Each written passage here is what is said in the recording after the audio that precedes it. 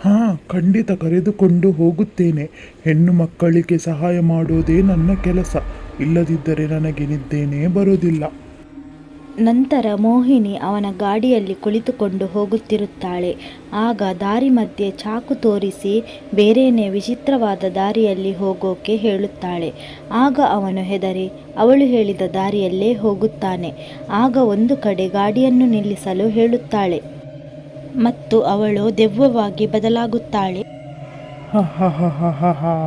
ನಿನಗೆ ಹೆಣ್ಣು ಮಕ್ಕಳ ಮೇಲೆ ತುಂಬ ಪ್ರೀತಿಯಲ್ಲ? ಬಾ ನನ್ನ ಜೊತೆ, ಸ್ವರ್ಗದಲ್ಲಿ ಒಟ್ಟಿಗೆ ಇರೋಣ. ಎಂದು ಹೇಳಿ ಅವಳು ಸ್ನೇಹಿತನ ರುಂಡವನ್ನೇ ಕತ್ತರಿಸಿ ಬಿಡುತ್ತಾಳೆ. ಬಾಲಾಜಿಪುರ ಹಚ್ಚ ಹಸಿರಿನ ಒಂದು ಊರಾಗಿತ್ತು. ಹಾಗೆಯೇ ಆ ಗ್ರಾಮ ಈ ಮೋಹಿನಿ ಪಿಶಾಚಿಯ ಭಯದಿಂದಲೂ ಪ್ರಸಿದ್ಧವಾಗಿದೆ.